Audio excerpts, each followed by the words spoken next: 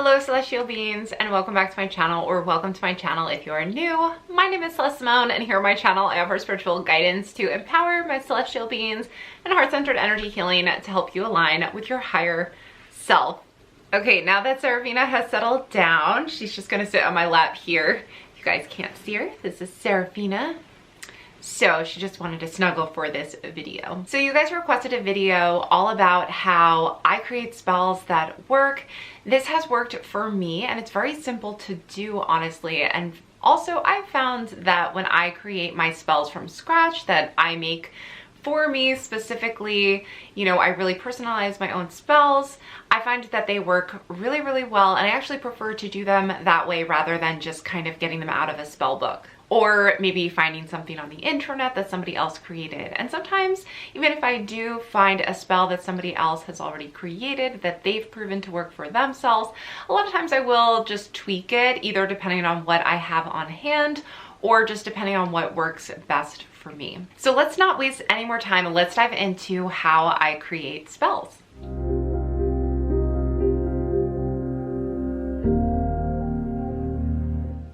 So just to start off with, and kind of to add a little bit of a disclaimer, this is how I make my own spells. It's not necessarily the only way to make spells. Everybody has their own way of doing things. Some people follow Wiccan guidelines, which I kind of will touch upon in this video, but I don't consider myself strictly a Wiccan or kind of attach myself to any religion in particular. I do consider myself a witch, but this is kind of more of a flexible term, and I feel like people consider themselves witches but don't necessarily ascribe themselves to any one religion.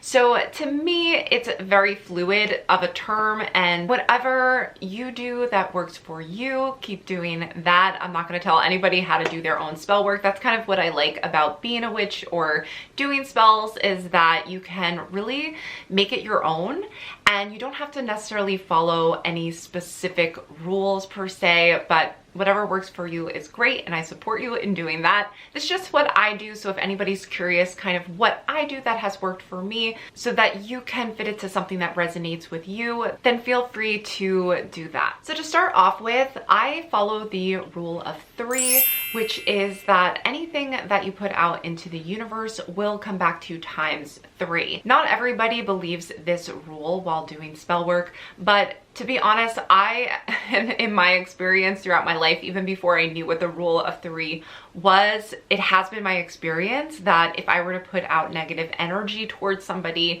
or for example, create some kind of curse or negative spell to control somebody else, that negative energy comes back. And that's just been my experience.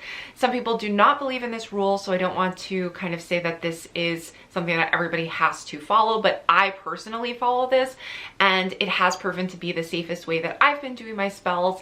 And this first kind of tip or recommendation is to create some sort of protection or set some kind of intention that everything will go well with your spell to start off with. So for example, whatever spell you're trying to do, I would just recommend, and this is just how I do my spells, is that I always do spells that are for the highest intention for both myself or for anybody else involved. So for example, if I were to do a spell that was going to maybe stop somebody from being mean to me or somebody who I cared about, I wouldn't necessarily force that person to do something or create something negative to happen to that person. That would be more like a curse than a spell, in my opinion. So instead, I would set an intention for that other person to see whoever they were maybe hurting or being mean to in the highest light. So for example, when I was in college, one of my friends had a professor that happened to be very mean to her. She just, for whatever reason, this professor, she was mean to my friend and kind of targeted her in the class.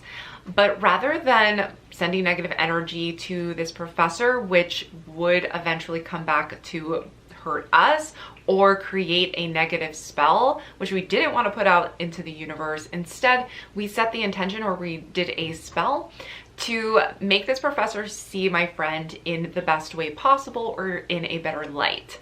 So this little spell actually resulted in this professor literally being so nice to my friend for the rest of the semester, and she never had a problem with this person again. So it is possible to maybe change somebody's impression of you in order for them to see in the highest of light, but nothing that is out of their free will. In other words, you're just kind of putting out the positive energy and hoping that that person then reciprocates.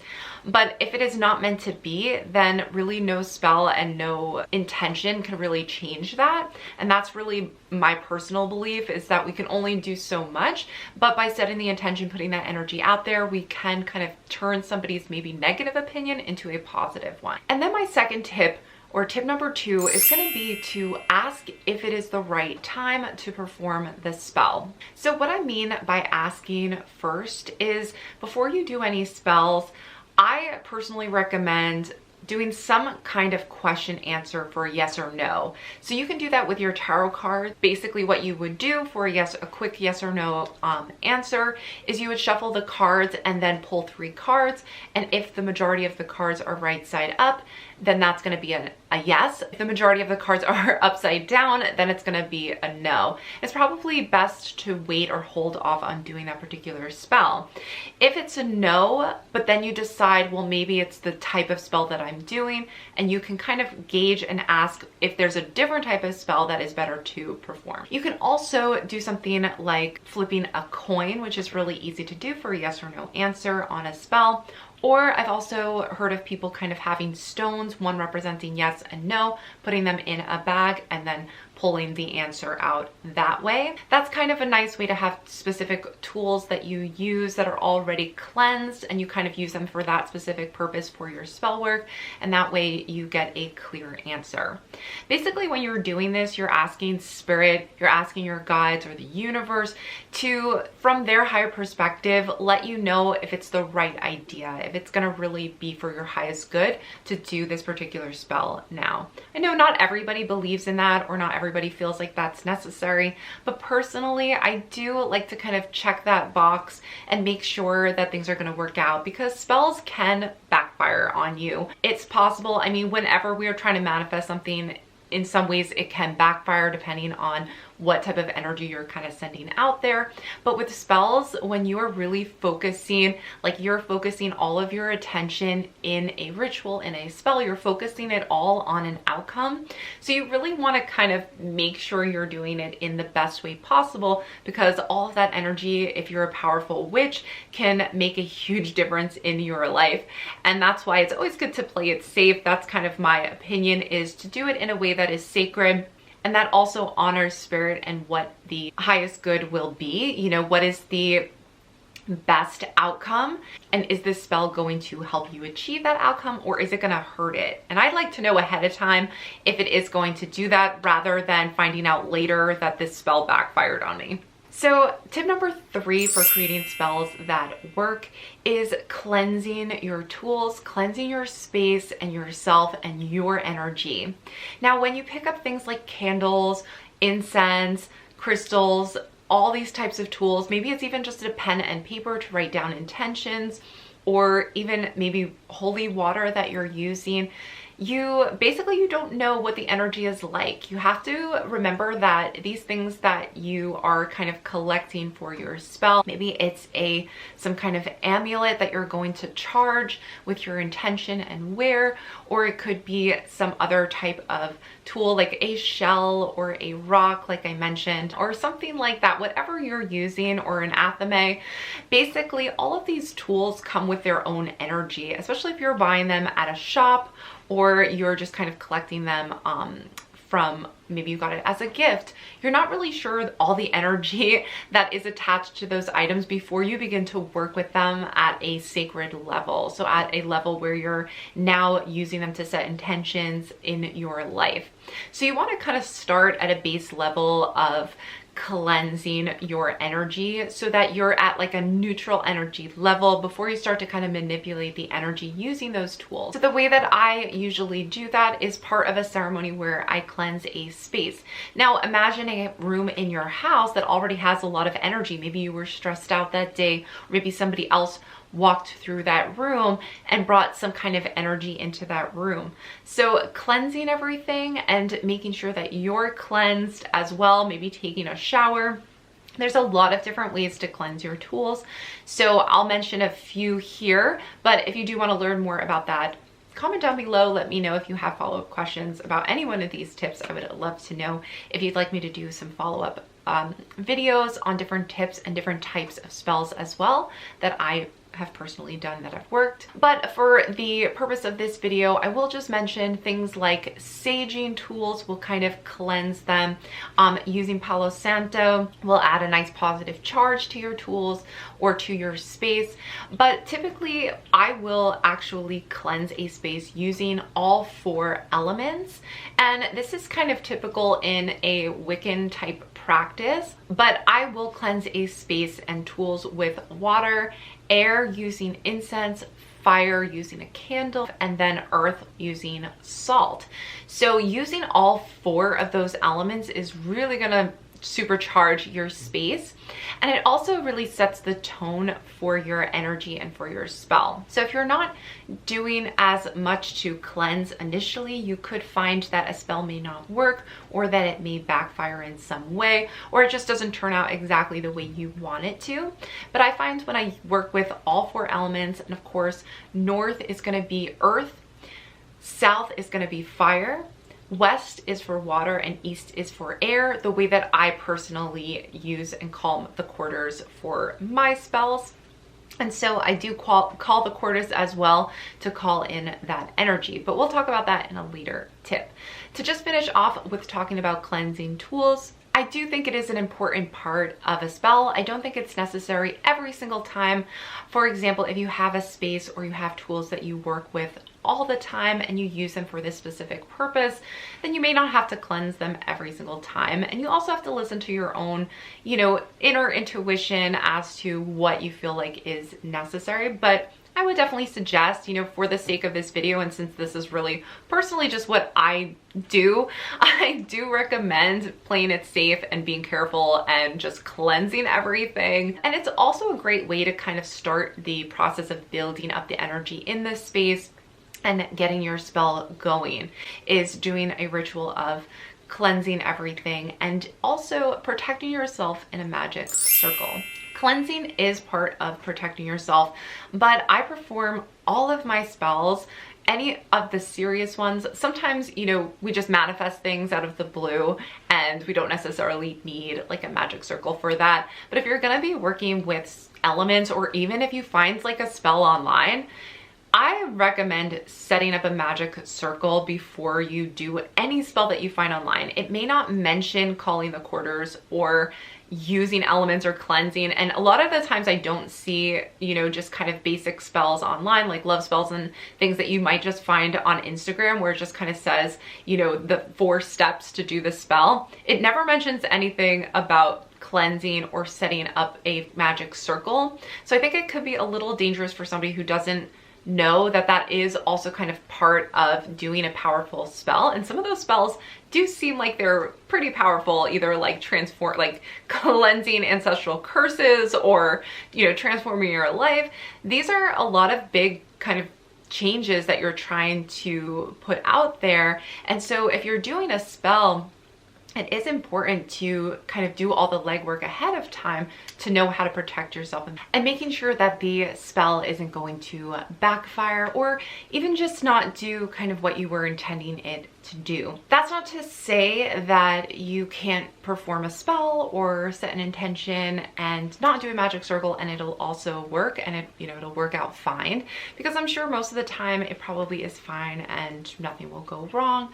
But I just personally, it's kind of part of the whole experience is to cleanse everything, set up a magic circle. And again, these may be too strict for some people, and I think that that is totally understandable. You should do what works for you, but these are just things that I do that I feel works for me. I also used to, when I did use a Ouija board for a short period of time, always set a magic circle before working with a Ouija board, and I think that that actually prevented some worse things from happening. I personally don't use a Ouija board anymore.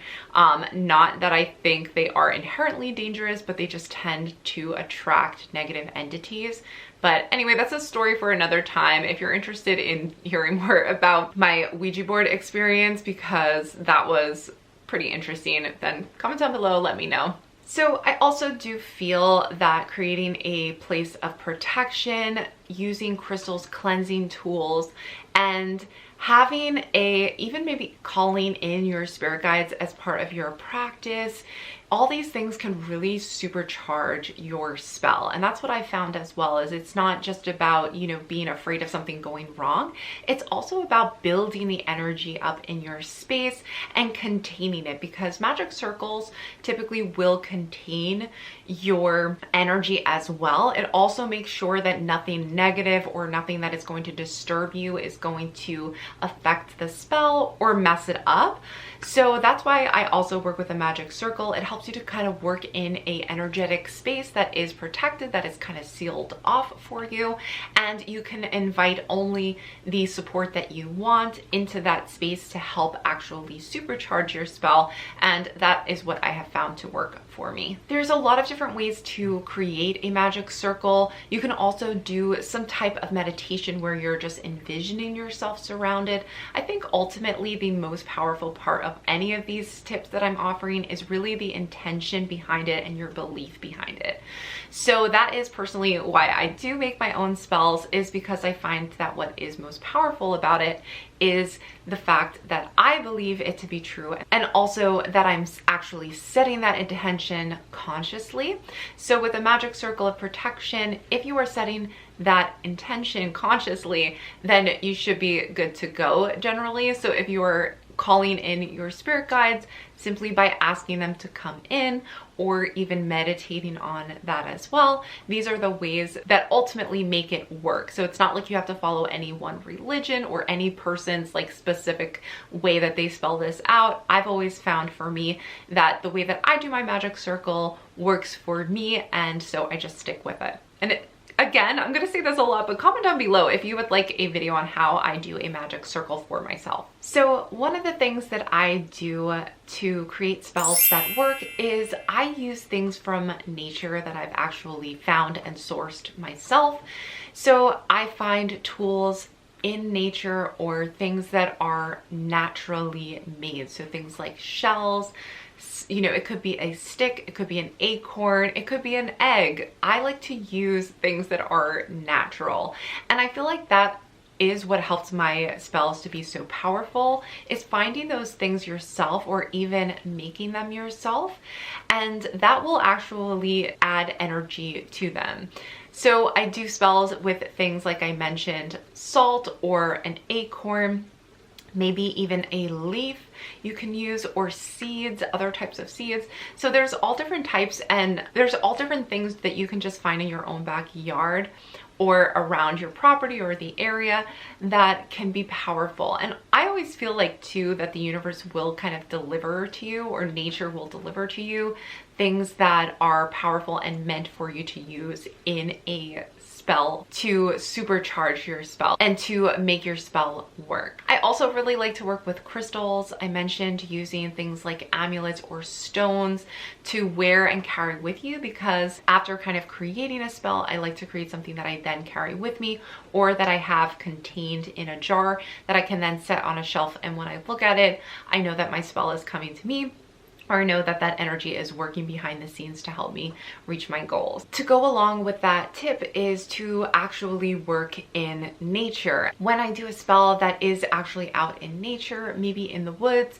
maybe by a bonfire or something like that at night, I really feel as though that supercharges it. I also have had a lot of amazing experiences when doing spells in nature. One time I did a spell where I basically opened up and called to the quarters, and immediately the wind started to pick up, and it's like sprinkled rain. And then as soon as I closed everything off, the the wind completely died and went completely quiet and silent. And there's just things like that that are so incredible that happen when you do spells in nature. So I've always felt that those spells have been the most powerful. Sometimes I'm not even trying to particularly make something happen per se. I'm really just kind of connecting to my guides and working with their energy and kind of just asking for help and support and assistance as I kind of move through life and walk my soul's journey. So that's something that you may want to try to do too, is work in nature in general, or find your tools for your spells in nature yourself. My next tip is going to be about kind of really creating the spell itself. So after I've asked, you know, made sure that this is the right spell for me or the right thing to work towards. You know, for example, if I were to say I wanted to manifest something in particular or manifest an outcome for myself, and I asked and the response was a yes, that this was a good thing to try and do, then what I would start to do is think about kind of the element that would most work for what I'm hoping to do. So to kind of go into a little more detail with that, if I wanted to, for example, if I wanted to maybe block somebody's energy or protect myself or kind of slow something down or pause it or stop it from affecting me, I might use ice. I might freeze water and work with that element. If I wanted to kind of get a message through or receive more information on something or get communication and messages from other people, I might work with the element of air. So I might set intentions using a particular incense or even having a feather to use. Or I might use a stone like lapis lazuli, which is great for the throat chakra. So I might work with a stone like that and set the intentions in that stone, seal it up with a blue colored pouch or something of that nature. So you can also work with elements, but also with things like color. But we'll talk a little bit more about colors next. So next, for example, if I was hoping to create some kind of excitement or passion or really want something powerful to happen, like a breakthrough moment, or even just to speed something along, like something that I was hoping to manifest something creative, I would probably work with the energy of fire. You don't have to necessarily narrow it down to just one, but I find that when I work with a particular element for an intention, it definitely supercharges my spell, and I find that the spells tend to work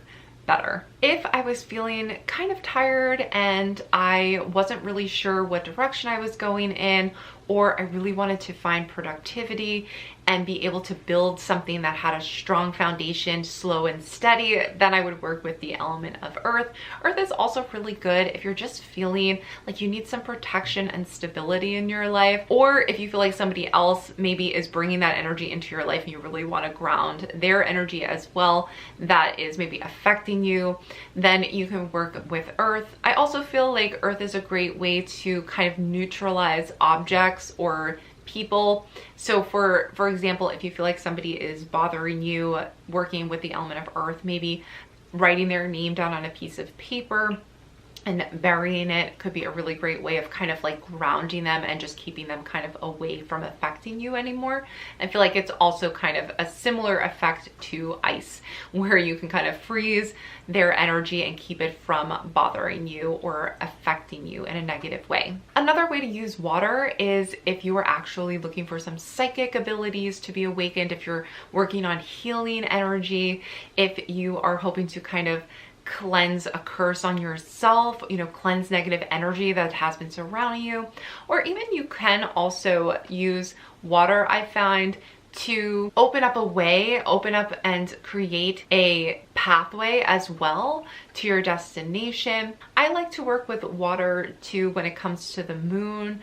I know that water is really powerful when you're setting intentions into water. It will take on that energy and you can then drink the water or use it as a bath to cleanse yourself in. So water's really cleansing as well. And a lot of times too, I ultimately will go with my intuition. I like to write down kind of the spell and my ideas and start to kind of craft it in some type of journal or book of shadows or grimoire. And I keep those together so that I can always go back to them and see kind of how it worked and what I liked about that spell and whether or not I would want to use it again.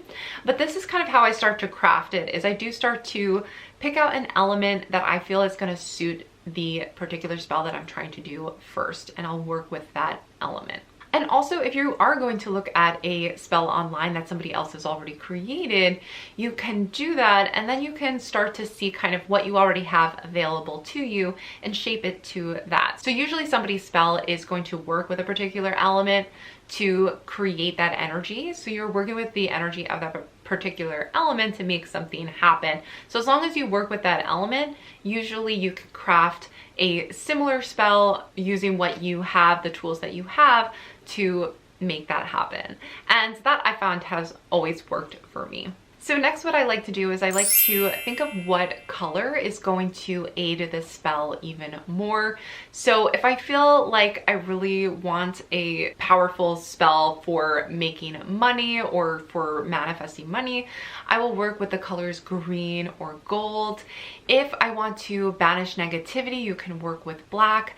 White as a candle, as anything that you use, is always good for kind of any spell that you're working on. It's kind of like a neutral color, but will help you in whatever you're trying to do. Red or pink is good for, you know, sending out energy for love. On that note too, if you are wondering about love spells, I have done love spells in the past, but they're not what you think, because I have seen spells online where people are setting an intention for a specific person to fall in love with them, and I personally would not recommend that at all. I know I'm not the only one who would say do not do that as a spell. It's just not worth it. I've never done that myself. I'm just gonna kind of say a blanket statement, and it's just my opinion, but you never want to do a spell where you're actually going to try to control somebody else's free will. What you can do as a love spell that is completely innocent and completely positive for everybody involved is to send out the intention for the best person for you to come into your life, and to kind of open it up to spirit to bring that person into your life, and you can speed that along via a spell. And that has worked for me 100%. And you end up meeting the person who's right for you versus trying to make somebody do something that they don't want to do. Ultimately, that person is going to either resent you, it's going to backfire in that they may not be who you want them to be in the relationship, and also you may find that again something negative will happen to you times 3 by messing with the free will of somebody else, or by messing with the order of things that shouldn't be messed with, in my opinion. So, you know, to each their own, be careful with that. But personally, I wouldn't want somebody to cast a spell on me to make me fall in love with them if I didn't. And I also would not want someone to be forced into loving me if they actually do not. So that would never be something that I would recommend as a spell. And personally, I don't think they work. I don't think they work the way that people would want them to work, which would be that that person is genuinely in love. Instead, it's kind of like forcing somebody's hand, and it can't end well. So that was my little disclaimer about love spells. But if you are working in a love spell energy, the way that I described it and the way that I personally would recommend, which is to kind of bring in the best person for you, or even if you are just trying to bring more love into your life, more positive love energy into your life, and that high vibrational energy around you, and to surround yourself with people who genuinely love and care about you, then you can work with the colors red or pink and that type of thing. I think it also can work for somebody who you're currently in a relationship with, to kind of spark romance and love in a current romantic relationship or partnership and have fun with it that way. But you can't go wrong if you ask first either way, and spirit will tell you honestly and truly if it is going to be for your highest good to do that spell. So those are some ways that you might want to work with colors. Now you're probably wondering, well, what colors, like where are these colors coming from? So when you work with a color, and you may want to add this into your spell. Again, you can wear a particular garment of clothing that has that color on it. You can maybe, if you're working with candle magic and fire, you can actually light a candle that is that color, or you could tie something around it that is a color, or you could place it in like a glass or something that is that color.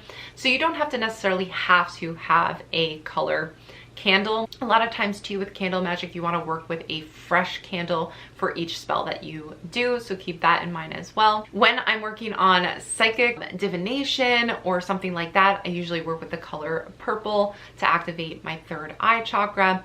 So usually too, you can work with the corresponding chakra colors as well, which you can easily look up online too. And if you are unsure of what color to look for, you can also find those online as well, which colors coordinate with what types of energy. Ultimately though, colors are going to depend on your own intuition. So if you feel like a particular color is going to work for the spell that you're working on, then usually you should go with your instincts first.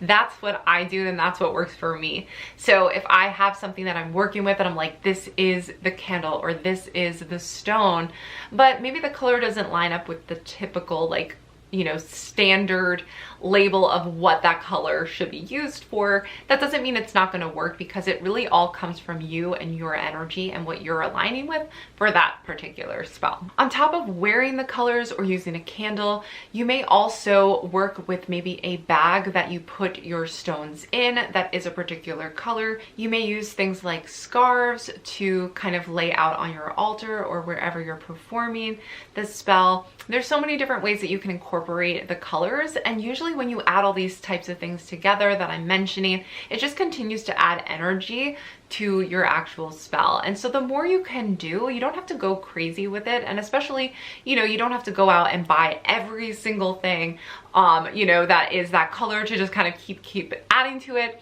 But usually if you kind of combine these things together, you ultimately will create more energy surrounding your spell, and it'll be more likely that it'll work for you. So I've lost track of the numbers, but basically my next tip is going to be about writing something for your spell. So as I'm kind of putting together the tools that I want to work with and the intentions that I want to set, there's got to be some kind of saying or something that I write down to speak during the spell.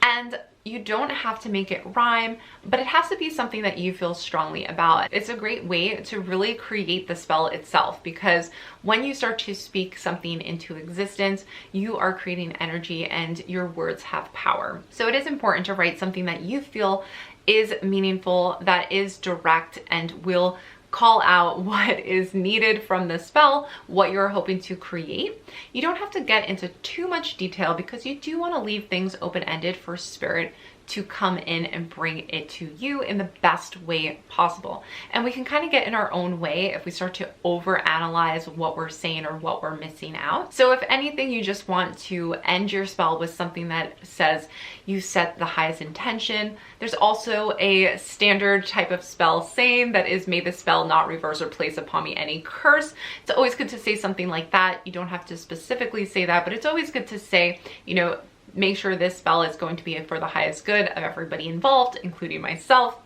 Make sure that's in there. And a lot of times too, we'll finish a spell off as witches. I know I do. Let me know in the comments below what you say, but I like to say, so mote it be, blessed be, or you could say something like amen. These are all things to kind of close out a spell and basically says, we're done. It's a nice little bow on top to kind of release your spell as you're like speaking it out, and end with so mote it be. And what I do that works for me is repeat something in your spell. You can repeat something 3 times as a rule, or you can repeat it until you feel like it is complete. And I also feel that that makes a spell work. So you may want to repeat a saying over and over and over again, build the energy up before you release it with so mote it be. But really the knowing, the inner knowing, and using your intuition, and also kind of knowing when the spell is complete, when you're ready to kind of let it go, that's all going to come from your intuition as well. So you may have to work on that and knowing when to kind of stop when it is complete by using your intuition and just by using your own practice. The other thing that I also do that works on top of saying something is also by creating some kind of action. So this could be something like wrapping something together, tying a knot in something to seal it. It can also be putting together your jar of your spell and all the items that you're going to contain the energy in to hold it together until you receive what you have been asking for. Sometimes you can write something down over and over again for the actual spell. Maybe it's somebody's name, or maybe it's something in particular that you're asking for, you're writing it down. So some type of physical action. There's also things like singing or chanting or drumming. It could be dancing if you like to dance. I also like to crochet. So something like that where you're like weaving something together. You can do that in your sacred space, in your magic circle, while you're either saying something or setting that intention. You can also do something like origami where you're folding the energy, folding the spell up into itself. It doesn't have to be that complex either, but this action is a way of setting the tone and making the energy really like charged up. You're like creating the spell, you're building it, you're putting it together, and the action that you put into it is going to only add to that and make it kind of set in stone. I find too that spells that are really, really simple, they don't always work for me because I feel like you have to kind of build that energy up and you have to really create it. You have to create the energy in a way that is actually tangible. So I have so many tips on this, and I feel like this video is going to be really long, but let me know if this has been helpful so far, because I'm almost done with the tips for the sake of this video, and so hopefully so far this has been helpful. So the next tip and one way that I make my spells work is by working with deities, spirit guides, sometimes elementals, but really other higher beings, and welcoming them into the space in a safe way. I will say this is more of an advanced approach to spell work. So if you're not comfortable and you aren't familiar with how to kind of bring other higher beings into your space, then I would suggest not doing this at all. And it's not necessarily needed in order to make a spell work, but it can be kind of dangerous if you're not sure how to welcome them in and then to release them in a respectful way, because you always want to be very respectful if you're working with deities. So I wouldn't jump in right away, but if you feel comfortable and you've already been maybe working with a deity that you feel confident in and they kind of agree to working with you on a particular spell, then it can really, really help your spell out, because not only do you set the intention, but you also have them backing you up. And so it can really make for an awesome experience. A lot of times too, I can feel the presence of a deity or guide that I've kind of welcomed in, or even an angel too. You can work with angels as well. So I can feel their presence, and sometimes things will happen that are a little more out there than your typical spell because you've kind of welcomed them into the space. I personally like to also make sure that I release them, I let them go in a respectful way, because you do want to thank them for their help. So I like to work with them in that way. But again, unless you are a little more advanced or are a little more familiar with that, I would recommend holding off. If you'd like me to do a completely separate video in how I work with deities, I actually was planning to do a video on what it feels like to channel light beings. So let me know your thoughts on that in the comments below if that's something you're interested in, because I could create a completely other video that's just about doing that safely and how I make sure that I'm safe when I am working with other beings and kind of welcoming them into your space. Because I once did welcome fairies into a space, and luckily I was able to, you know, make sure they left, because elementals, working with those types of spirits, that can be a little, you know, it's a little risky to do that because you're not really sure if they're going to follow up with their word. So you want to be careful with the types of spirits and beings, entities, things that you work with. And of course, I always work with things that are of the highest vibration and don't want to mess around with any dark energy or black magic by any means. So that's not this channel, but to each their own. I personally would not dabble in that. Okay, this video is already getting a little long, so I do want to end with a final tip and my final message for you guys about making spells that work. These are just a few tips. There's so much that I can go into about each one of these tips, to be honest, and I feel like there could be a separate video about each one of these things. And as I mentioned, these are just a few ways that I make my spells work. But I think if you combine all of these tips, you can make a really good spell that'll work for you. So for this final tip, I want to just say that the way that I feel like I can make spells work is because I use my intuition a lot with spell work. And that means that I really listen to my inner guidance, and I work on visualization a lot, and I work on trusting and setting intentions and then trusting and letting them go, knowing that spirit is going to provide and that I don't have to worry about whether or not it worked or not, or whether or not it's real or not.